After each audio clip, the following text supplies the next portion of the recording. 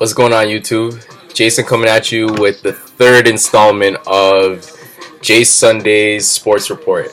So, the last two segments were kind of targeted around fantasy basketball, and I'm just gonna get into the NBA season as a total. Some of my thoughts, some things that I found noteworthy to start the year, and with that being said, here we go. First thing I want to mention is this season is going to be another big year for the guards in the NBA. I've noticed for the last couple of years that the NBA is starting to shift gears in terms of the priority of having a big man to dominate games. It's now gone from high priority in terms of you feeling that you could not win a championship unless you had a dominant big man. I'm talking about guys like Kevin Garnett, Tim Duncan, Shaquille O'Neal. A lot of the early 2000s and before that was the mentality that a lot of NBA general managers and a lot of NBA organizations shared, is that a big man is what's going to bring you success in this league. Now here in 2016, and that probably going back, I don't know when exactly it started, but definitely probably in the last 3 years with the success of the Golden State Warriors and Steph Curry, there has been a change of the guard, and no pun intended, but now guards are really the position that you have to prioritize if you're trying to have sustained success in the NBA. A lot of the top teams in the NBA do feature a highly potent backcourt, such as the Golden State Warriors, who are led by the league's MVP Steph Curry and Klay Thompson. The Northern Uprising, my Toronto Raptors, who are led by an all-star duo, Kyle Lowry and DeMar DeRozan. The Cleveland Cavaliers arguably do not have a championship if it wasn't for one of the greatest shots that I've ever seen in my life, made by their point guard, Kyrie Irving. The Portland Trailblazers have been a team that's been gradually getting better year in after year. And that's due to the fact that they're led by one of the best players in the NBA, let alone point guards, in Damian Lillard. And now CJ McCollum has now emerged as their second star. Chris Paul, of course, has been on a competitive team now for a number of years. And even the Boston Celtics, who are now a team on the rise in the Eastern Conference, are led by an all-star point guard in Isaiah Thomas. So the point I'm trying to make is that guards run this league. You're not gonna have a whole lot of success in this league if you do not have at least a shooting guard or a point guard who could take over games from time to time.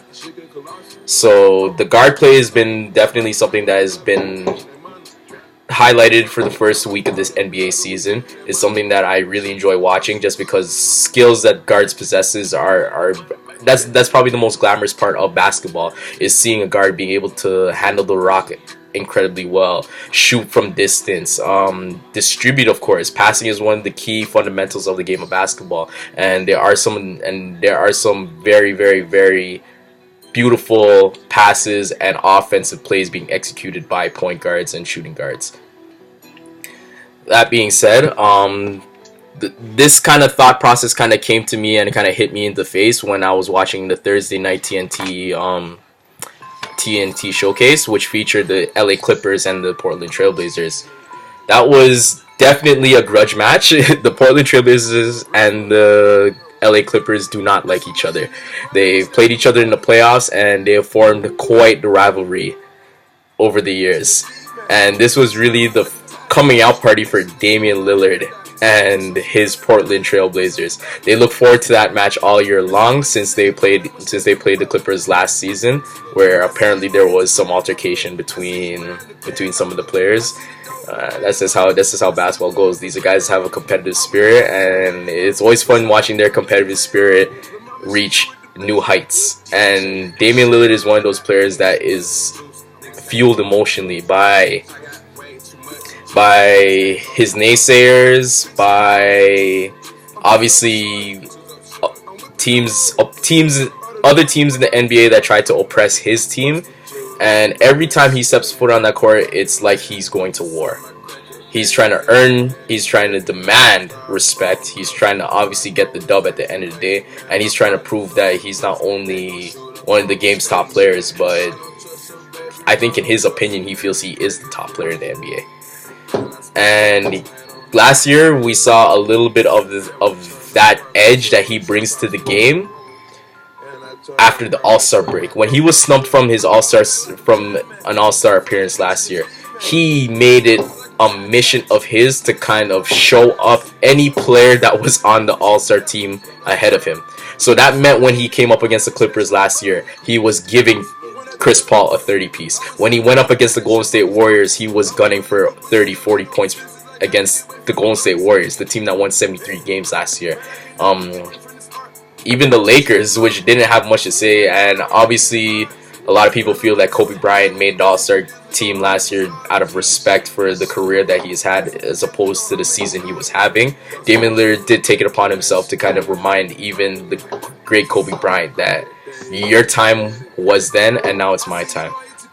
So those are some of the things that I've kind of picked up early on in the season, is just seeing how competitive the guards are. I literally just went on a rant about just Damian Lillard right there. Like, now to kind of conclude basically the rant, Westbrook having a phenomenal year already in the early stages. He's been averaging close to a triple-double in the first 2 or 3 games that he's played in, and he's definitely determined to sustain that all year long.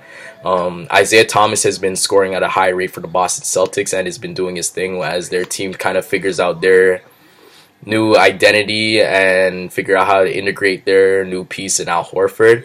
A surprise team here, the Utah Jazz, have been playing incredible basketball lately. They, I believe, are 2-1 right now.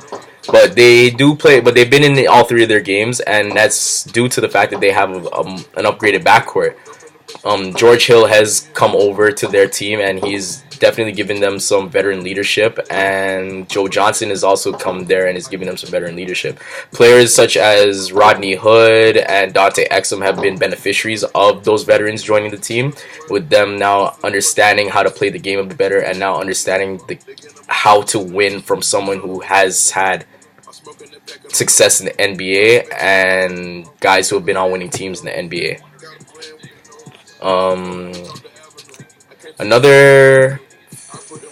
Oh my goodness, I'm all over the place here. I'm really just trying to just gather my thoughts from like the week that was. A big story in the NBA this week was the new look Kevin Durant Golden State Warriors stepped on the court for the first time, and it was a bust. They lost by 29 points to the San Antonio Spurs. Now, don't get me wrong. Don't get anyone's wrong. Please don't mix up my reaction. It's a new team essentially. The Golden State Warriors are not the 73-win team they were last year. Yes, they do have Steph Curry. Yes, they still have Draymond Green. Yes, they still have Klay Thompson and Andre Iguodala and a lot of their role players from their run last year.